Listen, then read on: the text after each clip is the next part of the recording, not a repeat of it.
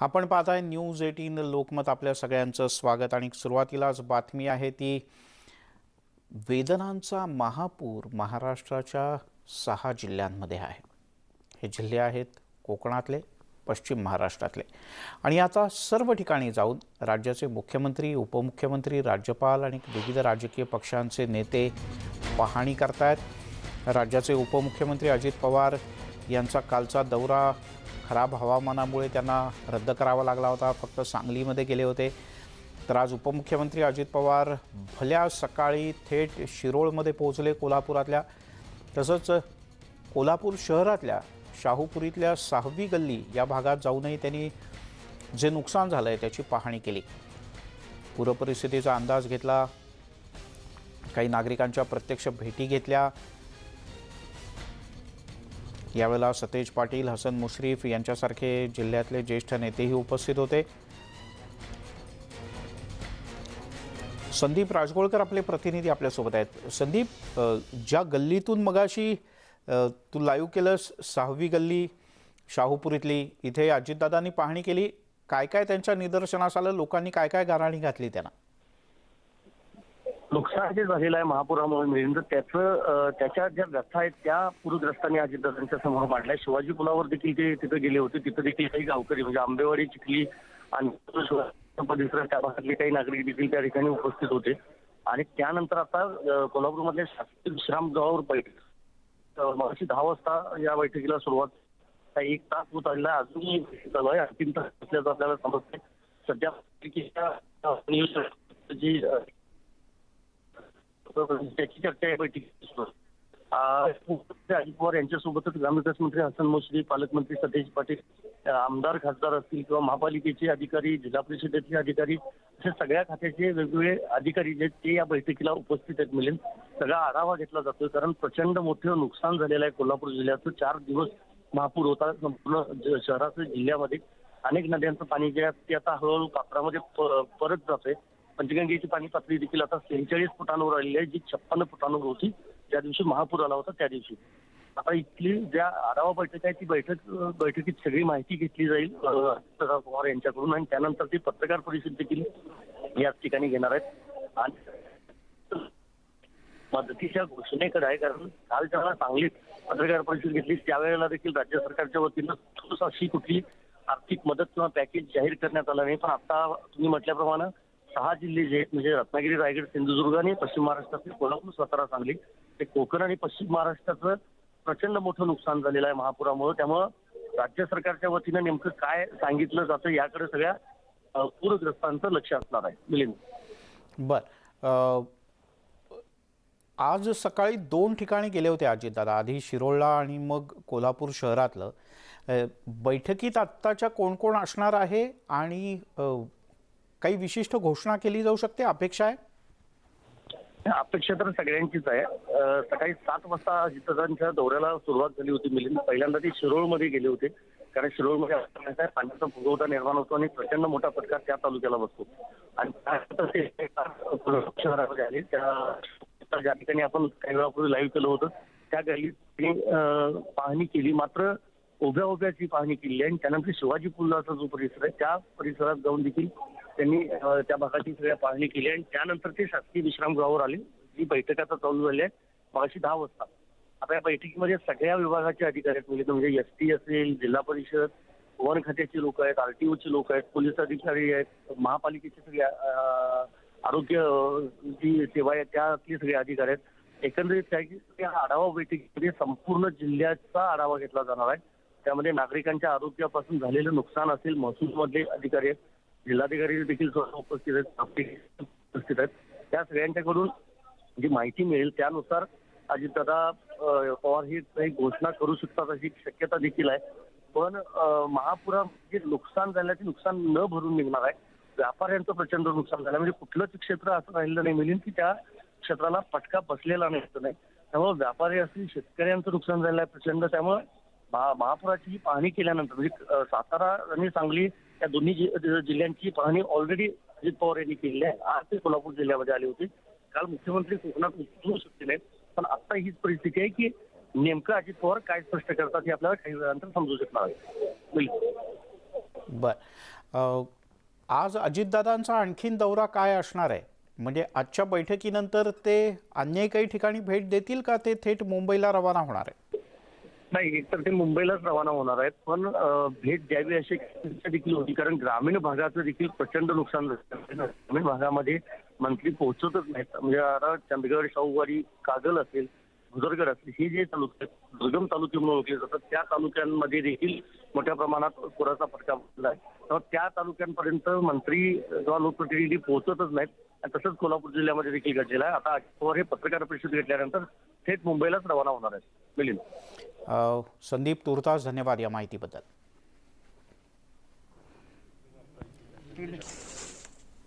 तिकडे सातारा जिल्ह्यामध्ये मुसळधार पावसानं प्रचंड नुकसान झालं. कराड तालुक्यातील तांबवे गावात पाणी शिरलं, त्यामुळे अनेक घरांचं नुकसान झालंय. शेतीचं तर अतोनात नुकसान झालंय. पुराच्या पाण्यामध्ये अडकलेल्या 50 कुटुंबांचं तातडीनं स्थलांतर करण्यात आलंय. अजूनही इथलं पाणी काही ठिकाणचं ओसरलंय. काही ठिकाणी पाणी ओसरल्यानंतर आता किती नुकसान पाण्यानं केलंय याचा प्रत्यक्ष प्रत्यय येतोय.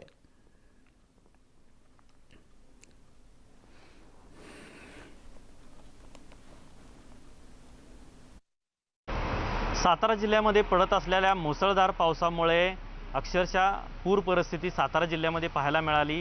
कोयना असेल, कृष्णा असेल, या नदीकाठच्या गावांना याचा पुराचा फटका जो आहे तो बसलेला आहे. कराड तालुक्यातील तांबवे हे जे गाव आहे, या गावामध्ये अक्षरशः 3 ते 4 फुटांपर्यंत लेवल होते. अशा प्रकारचं पाणी या ठिकाणी साठलेलं होतं बाजारपेठेमध्ये. अनेक घरं जी आहेत ती पूर्णपणे पाण्याखाली गेलेली होती. शेतीचं मोठ्या प्रमाणात नुकसान झालं होतं. आपल्यासोबत तांबवे गावातील काही नागरिक आहेत, आपण त्यांच्याशी चर्चा करणार आहोत. मला सांगा, गावामध्ये पूर परिस्थिती निर्माण झाली त्यावेळेला काय परिस्थिती होती, काय सांगाल? तांबवे गावाबद्दल जर बोलायचं झालं तर कोयना नदीच्या काठी गाव असल्यामुळं तांबवे गावाचं आणि पुराचं समीकरण दरवर्षीच असते.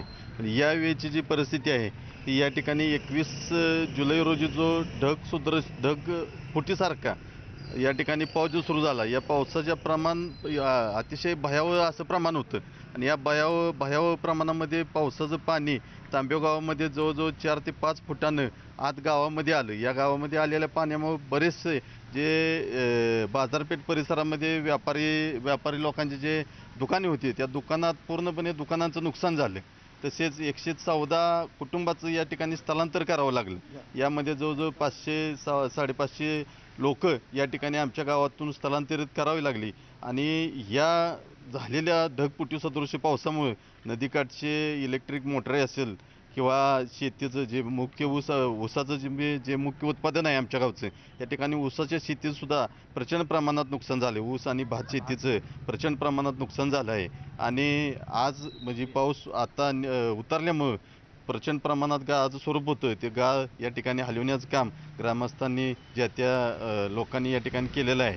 अशा पद्धतीनं आमच्या गावामध्ये ही पूरसदृश्य परिस्थितीमध्ये प्रचंड प्रमाणात नुकसान झालेलं. नक्की नुकसान झालेलं आहे. तुमच्या घरामध्ये देखील पाणी शिरलं होतं. तुम्ही त्याबद्दल काय सांगाल, की काय परिस्थिती होती त्यावेळी? पाणी भरपूर होते घरामध्ये. काय म्हणजे परिस्थिती काय होती? रात्रीचं पाणी अचानक आल्यामुळं काय धावपळ कशा प्रकारची काय झाली? धावपळ झाली पसारा येण्याची. या संदर्भात काय पंचनामे वगैरे केलेत का? अधिकारी किंवा कोण मंत्री इथं येऊन भेटलेत का? मंत्री वगैरे कोण आलेले नाही. प्रांत आले होते काल. प्रांत येऊन गेले. प्रांत भेटून गेले. आणि उद्यापासून पंचनामे, शेतीचे पंचनामे होतील असं ते सांगू गावात देऊन गेले. 2019 मध्ये देखील तुमच्या गावामध्ये पाणी पूर आलेलं होतं. त्यावेळेला देखील पंचनामे झाले असतील. त्यावेळेची काय मदत वगैरे काय तुम्हाला देण्यात आलेली आहे का? त्यावेळेला थोड्या प्रमाणात भेटली होती. थोड्या यांना भेटली होती, थोड्यांना काही भेटली नव्हती मदत. पूर्णपणे पंचनामे सगळे झाले होते? हा, झाले होते. पंचनामे झाले होते. माननीय शरद पवार साहेब इथे येऊन वैयक्तिक स्वतः येऊन भेटून गेले होते. ज्यावेळेला पुराचं पाणी तुमच्या गावामध्ये शिरलं त्यावेळेला काय मदत वगैरे काय इथं मिळाली होती किंवा काय?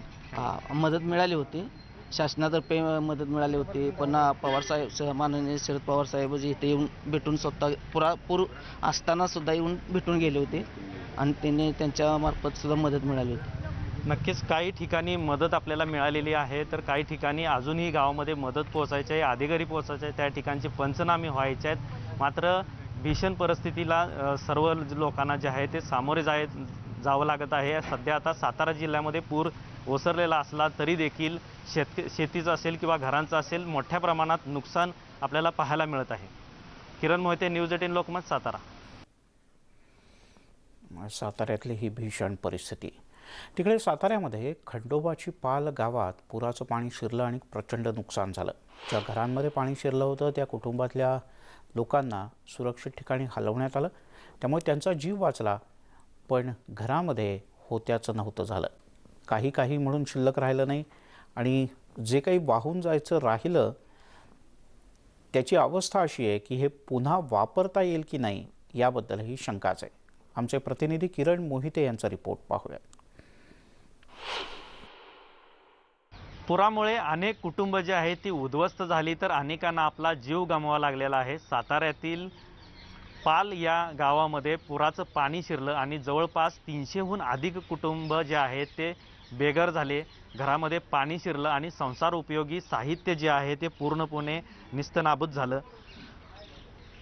पाल गावातील एका घरामध्ये आपण आहोत. या ठिकाणी आपण पाहू शकतो की घरातील जे साहित्य आहे ते पूर्णपणे भिजलेलं आहे, पोत्यांमध्ये भरून ठेवलेलं आहे. घरामध्ये पूर्णपणे जे आहे ते कागदोपत्री असेल, सगळं डॉक्युमेंट किंवा कपडे असतील, सर्व जे आहेत ते भिजलेल्या अवस्थेमध्ये आहेत.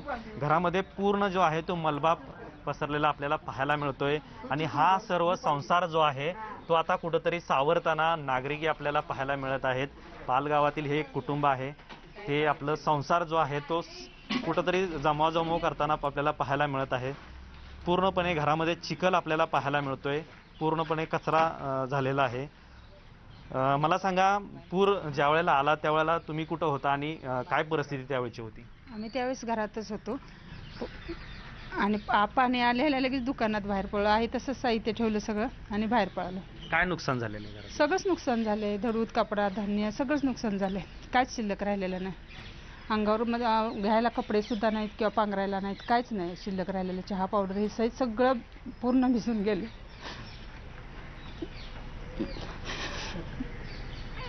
पोरा बाळांचं पण सगळं आमचं हे झालंय. काय मदत मिळाली काय या संदर्भात? काय नाही, काय अजून मदत नाही, काही नाही मिळालेली. आता सुरू आहे. आता काय कशा प्रकारचं नुकसान झालेलं आहे? काय काय साहित्य गेलेलं आहे? काय पुरामध्ये काय वाहून गेले का पूर्णपणे खराब झालेलं आहे? काय सांगा. सगळे धडूत कपडे झालेत, फ्रीज गेला, टीव्ही गेलेत वाहून, म्हणजे बाकीचे भांडी कुंडी आतली गेलेत, पोरांचे सगळे शाळेचे ह्याचे सगळे वस्तू वाहून गेलेत. पूर्ण दरवाजा उघडा असल्यामुळं पूर्ण बाहेर गेले. दरवाजा मधली भिंत पडली आहे. पुराचं पाणी घरामध्ये तुमच्या शिरलं आणि त्यानंतर ही सगळी परिस्थिती आपण बघतोय. काय नक्की सांगाल हे पुरासंदर्भात? नक्की आपलं काय काय नुकसान झालेलं आहे? मदत कार्य कशा प्रकारे झालं आपल्याला काय सांगा. पुरामुळं आमचं अतोनात नुकसान झालेलं आहे. आमचा संसार उघड्यावर पडलेला आहे. आमची भांडी कुंडी, कपडे लत्ते आम्ही आहे अशा कपड्यानिशी पाणी आल्यानंतर बाहेर पडलेलं आहे. त्याच्यामुळं आत्ता आम्हाला कपडे बदलायला सुद्धा नाही. आणि आमच्या घरामध्ये जवळजवळ 13 ते 14 फूट पाणी होतं. त्याच्यामुळं घराच्या भिंती पडलेल्या आहेत आणि अन्नधान्य पूर्णपणे आमचं हे झालेलं आहे. आत्ता आम्हाला मदत मिळायला लागलेली आहे. बघू आणखी. ज्यावेळेला पूर आला त्यावेळेची सिच्युएशन काय होते? त्यावेळेला तुम्ही कुठं होता किंवा घरातली काय परिस्थिती होती? रात्र होते, दिवस होती, काय सांगा. हा, पूर आला त्यावेळी दिवसच होता. सकाळी मला वाटतं 3:30 वाजता पाणी यायला सुरुवात झाली आणि 10 ते 15 मिनिटामध्ये 4-4.5 फूट घरामध्ये पाणी शिरलं. ते शिरल्यानंतर हळूहळू 13-14 फुटापर्यंत पाणी गेलं आणि ते संध्याकाळी 7-7:30 पर्यंत होतं आणि ते ओसरताना घराच्या भिंती पडल्या आणि बऱ्यापैकी भांडी कुंडी हे ते आमची वाहून गेली. सगळे कपडे, बॅगा, मुलांचं शालेय साहित्य, कॅम्प्युटर, लॅपटॉप हे सगळं हे झालेलं आहे. T V, mobile. नक्कीच हे बोलकं चित्र आहे. सर्व पूर्णपणे घरामध्ये नुकसान झालेलं आहे, चिखल झालेला आहे आणि या परिस्थितीमध्ये देखील आपला संसार जो आहे तो सावरण्याचा प्रयत्न कुठंतरी नागरिक करतायत. या गावामध्ये जवळपास 300हून अधिक अशाच प्रकारची कुटुंब आहेत की त्यांचं अशीच अवस्था आहे की घरामध्ये चिखल आहे, घराच्या भिंती पडलेल्या आहेत, पूर्णपणे संसार जो आहे तो उघड्यावर पडलेला आहे आणि कुठंतरी आता यातून मार्ग काढण्यासाठी नागरिक जे आहेत ते कुठंतरी आता सरकारकडे आता मागणी करत आहेत की ह्या सर्व गोष्टीमध्ये नुकसान भरपाई मिळावी. अशीच इच्छा जी आहे त्या नागरिक करताना दिसत आहेत. किरण मोहिते, न्यूज 18 लोकमत, सातारा. त्यामुळे आता पाणी ओसरायला लागल्यानंतर ज्या ठिकाणी NDRFचे लोक पोचू शकले नव्हते किंवा जिथे पोचून लोकांना हलवलं, सुरक्षित ठिकाणी आणलं, ती लोक आपल्या घरी परतल्यानंतर घराचं चित्र बघून अनेकांना हंबरडा फुटतोय. अनेकांच्या डोळ्यातले अश्रू थांबत नाही आहेत. साताऱ्यातल्या खंडोबाच्या पाल गावामध्ये पुराचं पाणी मंदिरात देखील शिरलं. त्यामुळे मंदिर परिसरात सर्वत्र चिखलाचंच साम्राज्य आहे. मंदिर परिसरातून परिस्थितीचा आढावा घेतला आमचे प्रतिनिधी किरण मोहिते यांनी. सातारा जिल्ह्यामध्ये पडत असलेल्या मुसळधार पावसामुळे आता साताऱ्यातील मंदिरंही वाचू शकलेली नाहीत. या पुराचा फटका जो आहे तो कराड तालुक्यातील जे पाल गाव आहे या ठिकाणी जे खंडोबाचं मंदिर आहे, अखंड महाराष्ट्राचं कुलदैवत जे आहे समजलं जातं, मोठी यात्रा या ठिकाणी भरत असते आणि याच मंदिरामध्ये आता या वर्षी पुराचा फटका जो आहे तो बसलेला आहे. जवळपास 4 ते 5 फुटांपर्यंत पाण्याची लेवल असलेलं या ठिकाणी पाणी पूर्णपणे भरलेलं होतं. सध्या आपण पाल गावातील खंडोबाचं मंदिर या परिसरामध्ये आहोत. या ठिकाणचे जे नागरिक आहेत ते नागरिक आता पाईपच्या साह्यानं पूर्णपणे मंदिर परिसर जो आहे तो स्वच्छ करण्यात येत आहे. काही दिवसापूर्वी या ठिकाणी पूर्णपणे चिखल जो आहे हे मंदिरामध्ये साचलेला होता. पुराची परिस्थिती काय होती हे आपण जाणून घेणार आहोत या मंदिरातील पुजारी यांच्याकडून. मला सांगा, पुराचं पाणी या ठिकाणी आलं त्यावेळेला काय परिस्थिती होती, काय सांगाल त्याला? पाणी तसं अचानक आलं म्हणजे मंदिरामध्ये प्रवेश करताना एवढं काही पाणी येत नव्हतं. पाणी अचानक आलं इथे एकदम बंद असल्यामुळे अगदी म्हणजे पळतापळी थोडी सगळ्यांची झाली. एका तासामध्ये वाढलेलं पाणी आहे सगळं, म्हणजे धरणाचं वाढलेलं पाणी अधिक पावसाचं वाढलेलं पाणी, त्यामुळे काय शक्यच नव्हतं. म्हणजे या अगोदर ही पाणी पुराचं पाणी आलं होतं का या ठिकाणी? 76 साली आलं होतं, त्यावेळी मी लहान होतो. 76 साली होतं एकदा महापूर आला होता. 76 नंतर 91 एक आला. पण 76 आणि 91 याच्यापेक्षा आजचं पाणी जास्त होतं. साधारण 4 फुटाचं पाणी जास्त होतं. त्याला एकूण कारण एकच, केटी ब्लॉक झाल्यामुळं पाणी गावात शिरलं. केटी बंधारा खाली आहे. केटी बंधारा असल्यामुळे गेल्या वर्षी जी कळकीची बेटं तिथं अडकल्यात त्या अजून काढलेल्या नाहीत. म्हणजे इरिगेशन डिपार्टमेंट म्हणजे त्यांचे ते हलगर्जीपणा म्हणला चालतंय. पाणी त्यामुळे ब्लॉकेज वाढलं, पाणी गावात शिरलं. हे आमच्या देवस्थानचे विश्वास आहेत. नक्कीच केटीच्या प्रॉब्लेममुळं त्या ठिकाणी पाणी अडकल्यामुळं या ठिकाणी पूर परिस्थिती निर्माण झाली. मात्र मंदिरामध्ये आता स्वच्छता केली जात आहे. पूर्ण गावामध्ये बघितलं गेलं तर अनेक कुटुंब जे आहेत ते पाण्याखाली गेलेले आहेत. पूर परिस्थिती या ठिकाणी निर्माण झालेली आहे. जवळपास 300हून अधिक जे घरं आहेत ती पाण्याखाली गेलेली होती आणि त्यानंतर जवळपास 500 ते 700 लोकांना रेस्क्यू करून या परिसरात NDRFची टीम जी आहे ते गेल्या 4 तासापासून बचाव कार्य जे या ठिकाणी सुरू होतं आणि या लोकांचं जे आहे ते सुरक्षित ठिकाणी स्थलांतरही करण्यात आलेलं आहे. आता सध्या पूर जो आहे तो ओसरलेला आहे आणि ज्या घरं असतील किंवा मंदिर परिसर असेल यामध्ये आता नागरिक स्वच्छता करताना आपल्याला पाहायला मिळत आहे. किरण मोहिते, न्यूज 18 लोकमत, सातारा. यासोबतच बुलेटिनमध्ये घेऊयात एक छोटासा ब्रेक नंतर अन्य काही महत्त्वाच्या बातम्या.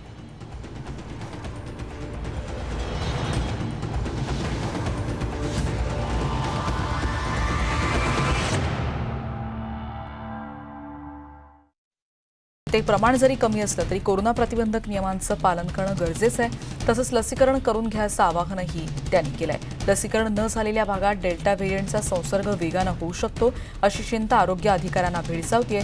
कोलंबियाच्या 21.63% नागरिकांचं आत्तापर्यंत पूर्ण लसीकरण झालंय. भारतात सापडलेल्या डेल्टा व्हेरियंटचा प्रसार आत्तापर्यंत 100 देशांपर्यंत पोहोचलाय. फ्रान्समध्ये येलो वेस्ट चळवळीतले कार्यकर्ते, सामाजिक हक्कांसाठीचे देखील कार्यकर्ते अशा एकूण 1,60,000 जण आंदोलनात सहभागी झाले. रेस्टॉरंटमध्ये जाण्यासाठी आवश्यक स्पेशल कोरोना व्हायरस पास आणि आरोग्य कर्मचाऱ्यांच्या लसीकरणाबद्दलच्या विधेयकाविरोधात ही निदर्शनं सुरूच राहिली. इटलीमध्ये देखील अशाच प्रकारे आंदोलनं करण्यात आली. यावेळी आंदोलकांना पांगवण्यासाठी पोलिसांना अश्रुधुराचा वापरही करावा लागला. इस्रायलचे पंतप्रधान नफ्ताली बेनेट यांच्या घराबाहेर इस्रायली नागरिकांनी निदर्शनं केली. पंतप्रधानांनी केलेल्या लसीकरणाच्या आवाहनाचा त्यांनी विरोध केला. लसीकरण न झालेल्या नागरिकांना सार्वजनिक कार्यक्रमाला हजर राहण्याची परवानगी नाही असं पंतप्रधानांनी स्पष्ट केलं आणि त्यानंतर अशा आंदोलनांनी जोर धरला. ज्या अमेरिकन नागरिकांनी अजूनही लस घेतलेली नाही ते लस घेण्याबद्दल साशंक आहेत असं एका सर्वेक्षणातून पुढे आलंय.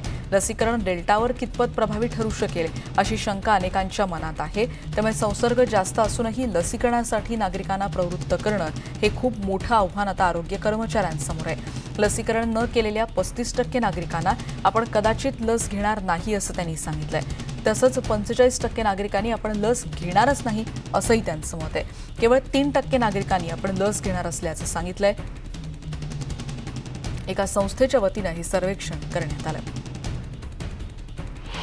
फ्रान्समध्ये कोविड पासशिवाय रेस्टॉरंट आणि सार्वजनिक वाहनांमध्ये प्रवेश दिला जाणार नाही असं फ्रान्स सरकारनं जाहीर केलं आणि लसीकरणाला वेग देण्यासाठी हा निर्णय मुख्यत्वे घेण्यात आला.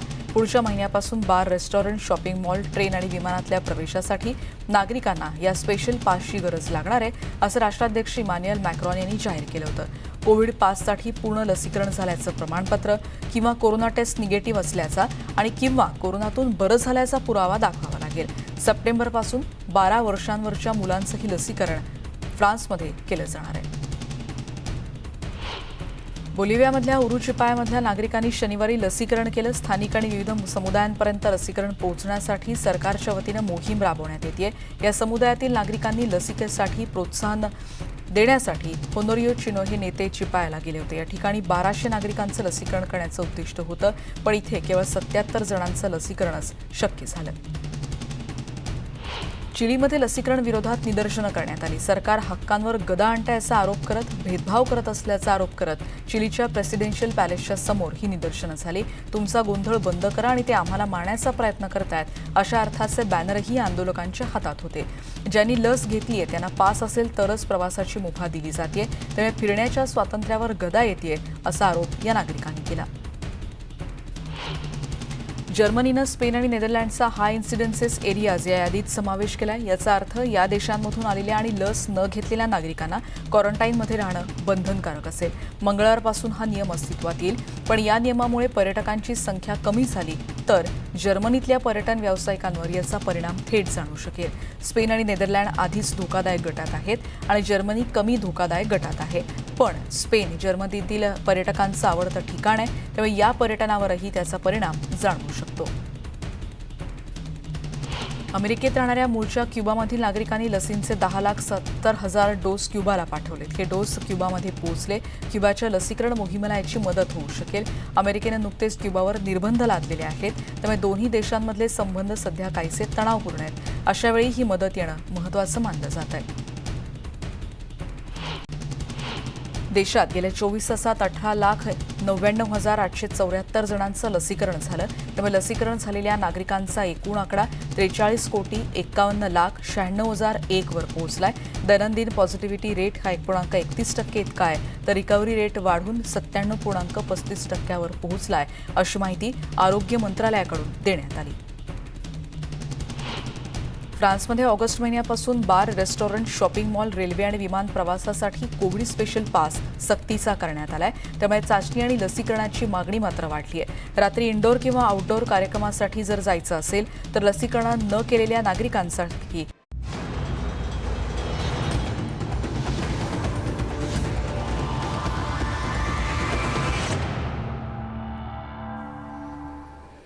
न्यूज 18 लोकमतवर आपण पाहताय मुद्दा महाराष्ट्राचा आणि मुद्दा आहे महाराष्ट्रातल्या आलेल्या पुराचा. लोकांना नुकसान भरपाई काय, कधी आणि कशी मिळणार याचा. राज्यपाल भगतसिंग कोश्यारी हे आज पूरग्रस्त भागाच्या दौऱ्यावर आहेत. या दौऱ्यामध्ये ते पहिल्यांदा दरडग्रस्त तळीये या गावाला भेट देतील. यानंतर ते चिपळूण शहराचा आढावा घेणार आहेत. चिपळूण तालुक्याला ते भेट देतील आणि यानंतर राज्यपाल माघारी परततील. आमदार आशिष शेलार हे राज्यपालांच्या सोबत या दौऱ्यामध्ये सहभागी झाले आहेत. काही वेळापूर्वीच राज्यपालांचं महाडमध्ये आगमन झाल्याचं कळतं.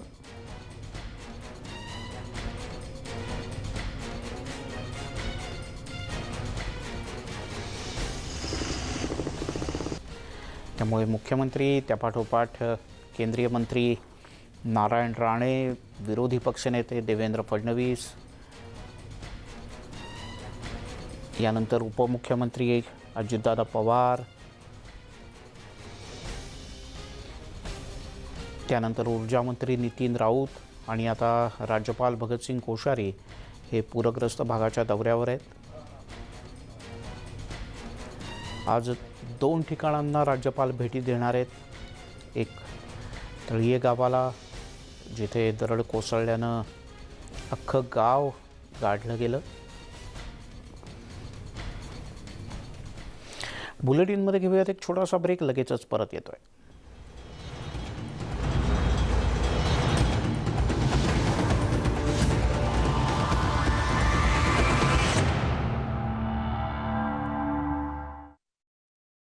हा पर्याय अंमलात आणण्याचं सरकारचा विचार आहे. कोलंबियात डेल्टा व्हेरियंटचा पहिला रुग्ण सापडल्याची माहिती अध्यक्ष इवान ड्यूक यांनी दिली. कॅली शहरामध्ये हा रुग्ण आढळला. तो नुकताच अमेरिकेहून परतलाय. कोलंबियामध्ये सध्या कोरोना रुग्ण आढळले असले तरी नागरिकांनी कोरोना म्हणजे ते प्रमाण जरी कमी असलं तरी कोरोना प्रतिबंधक नियमांचं पालन करणं गरजेचं आहे. तसंच लसीकरण करून घ्यायचं आवाहनही त्यांनी केलंय. लसीकरण न झालेल्या भागात डेल्टा व्हेरियंटचा संसर्ग वेगानं होऊ शकतो अशी चिंता आरोग्य अधिकाऱ्यांना भेडसावतीये. कोलंबियाच्या 21.63% नागरिकांचं आत्तापर्यंत पूर्ण लसीकरण झालंय. भारतात सापडलेल्या डेल्टा व्हेरियंटचा प्रसार आत्तापर्यंत 100 देशांपर्यंत पोहोचलाय. फ्रान्समध्ये येलो वेस्ट चळवळीतले कार्यकर्ते, सामाजिक हक्कांसाठीचे देखील कार्यकर्ते अशा एकूण 1,60,000 जण आंदोलनात सहभागी झाले. रेस्टॉरंटमध्ये जाण्यासाठी आवश्यक स्पेशल कोरोना व्हायरस पास आणि आरोग्य कर्मचाऱ्यांच्या लसीकरणाबद्दलच्या विधेयकाविरोधात ही निदर्शनं सुरूच राहिली. इटलीमध्ये देखील अशाच प्रकारे आंदोलनं करण्यात आली. यावेळी आंदोलकांना पांगवण्यासाठी पोलिसांना अश्रुधुराचा वापरही करावा लागला. इस्रायलचे पंतप्रधान नफ्ताली बेनेट यांच्या घराबाहेर इस्रायली नागरिकांनी निदर्शनं केली. पंतप्रधानांनी केलेल्या लसीकरणाच्या आवाहनाचा त्यांनी विरोध केला. लसीकरण न झालेल्या नागरिकांना सार्वजनिक कार्यक्रमाला हजर राहण्याची परवानगी नाही असं पंतप्रधानांनी स्पष्ट केलं आणि त्यानंतर अशा आंदोलनांनी जोर धरला. ज्या अमेरिकन नागरिकांनी अजूनही लस घेतलेली नाही ते लस घेण्याबद्दल साशंका आहेत असं एका सर्वेक्षणातून पुढे आलंय. लसीकरण डेल्टावर कितपत प्रभावी ठरू शकेल अशी शंका अनेकांच्या मनात आहे. त्यामुळे संसर्ग जास्त असूनही लसीकरणासाठी नागरिकांना प्रवृत्त करणं हे खूप मोठं आव्हान आता आरोग्य कर्मचाऱ्यांसमोर आहे. लसीकरण न केलेल्या 35% नागरिकांना आपण कदाचित लस घेणार नाही असं त्यांनी सांगितलंय. तसंच 45% नागरिकांनी आपण लस घेणारच नाही असंही त्यांचं मत आहे. केवळ 3% नागरिकांनी आपण लस घेणार असल्याचं सांगितलंय. एका संस्थेच्या वतीनं हे सर्वेक्षण करण्यात आलं. फ्रान्समध्ये कोविड पासशिवाय रेस्टॉरंट आणि सार्वजनिक वाहनांमध्ये प्रवेश दिला जाणार नाही असं फ्रान्स सरकारनं जाहीर केलं आणि लसीकरणाला वेग देण्यासाठी हा निर्णय मुख्यत्वे घेण्यात आला. पुढच्या महिन्यापासून बार, रेस्टॉरंट, शॉपिंग मॉल, ट्रेन आणि विमानातल्या प्रवेशासाठी नागरिकांना या स्पेशल पासची गरज लागणार आहे असं राष्ट्राध्यक्ष इमॅन्युएल मॅक्रॉन यांनी जाहीर केलं होतं. कोविड पाससाठी पूर्ण लसीकरण झाल्याचं प्रमाणपत्र किंवा कोरोना टेस्ट निगेटिव्ह असल्याचा आणि किंवा कोरोनातून बरं झाल्याचा पुरावा दाखवावा लागेल. सप्टेंबरपासून 12 वर्षांवरच्या मुलांचंही लसीकरण फ्रान्समध्ये केलं जाणार आहे.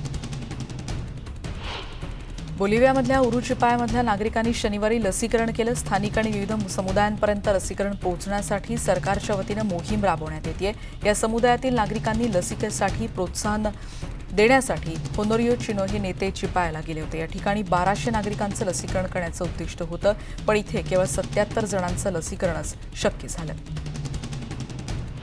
चिलीमध्ये लसीकरण विरोधात निदर्शनं करण्यात आली. सरकार हक्कांवर गदा आणण्याचा आरोप करत भेदभाव करत असल्याचा आरोप करत चिलीच्या प्रेसिडेन्शियल पॅलेसच्या समोर ही निदर्शनं झाली. तुमचा गोंधळ बंद करा आणि ते आम्हाला मारण्याचा प्रयत्न करतायत अशा अर्थाचे बॅनरही आंदोलकांच्या हातात होते. ज्यांनी लस घेतलीये त्यांना पास असेल तरच प्रवासाची मुभा दिली जाते, त्यामुळे फिरण्याच्या स्वातंत्र्यावर गदा येते असा आरोप या नागरिकांनी केला. जर्मनीनं स्पेन आणि नेदरलँडचा हाय इन्सिडन्सेस एरियाज या यादीत समावेश केलाय. याचा अर्थ या देशांमधून आलेल्या आणि लस न घेतलेल्या नागरिकांना क्वारंटाईनमध्ये राहणं बंधनकारक असेल.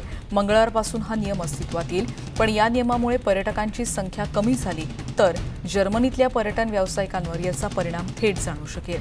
स्पेन आणि नेदरलँड आधीच धोकादायक गटात आहेत आणि जर्मनी कमी धोकादायक गटात आहे. पण स्पेन जर्मनीतील पर्यटकांचं आवडतं ठिकाण आहे, त्यामुळे या पर्यटन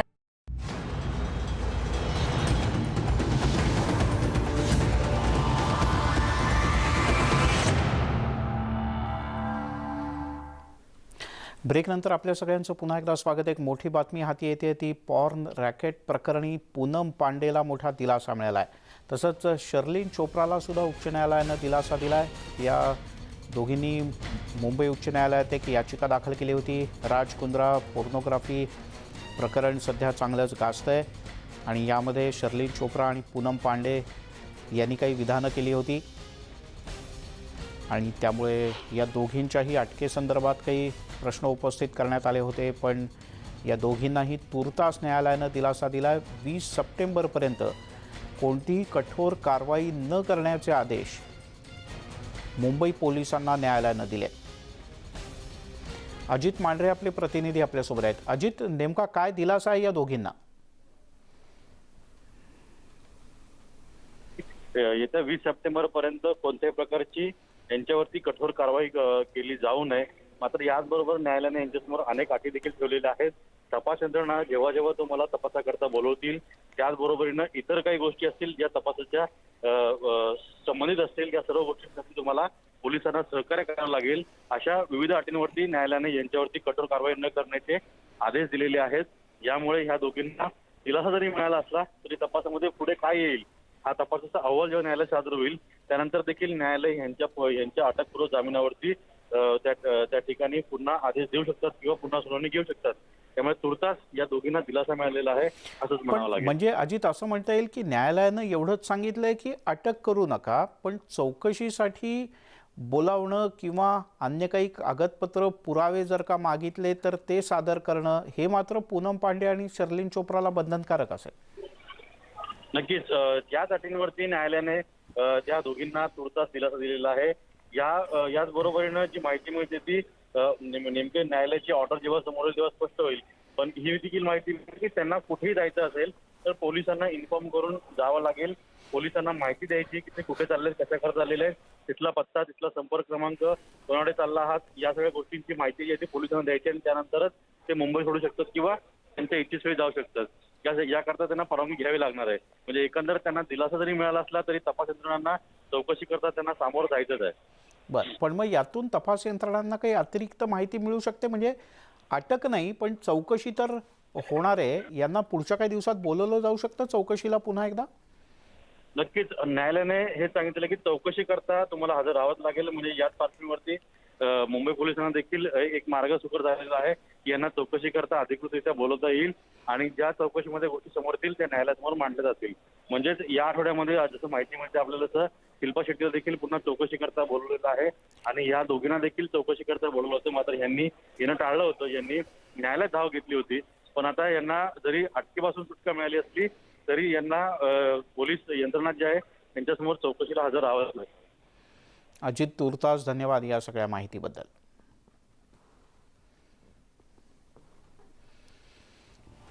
यासोबत बुलेटिनमध्ये एक छोटासा ब्रेक घेऊयात. सर्व प्रकारच्या ताज्या अपडेटसाठी news18lokmat.com या आमच्या वेबसाईटला लॉग ऑन करा. फेसबुक आणि ट्विटरवर आम्हाला फॉलो करा. तसंच आमच्या यूट्यूब चॅनलला सबस्क्राईब करा. आमचे सर्व ताजे व्हिडिओज तुम्हाला यावर पाहता येतील.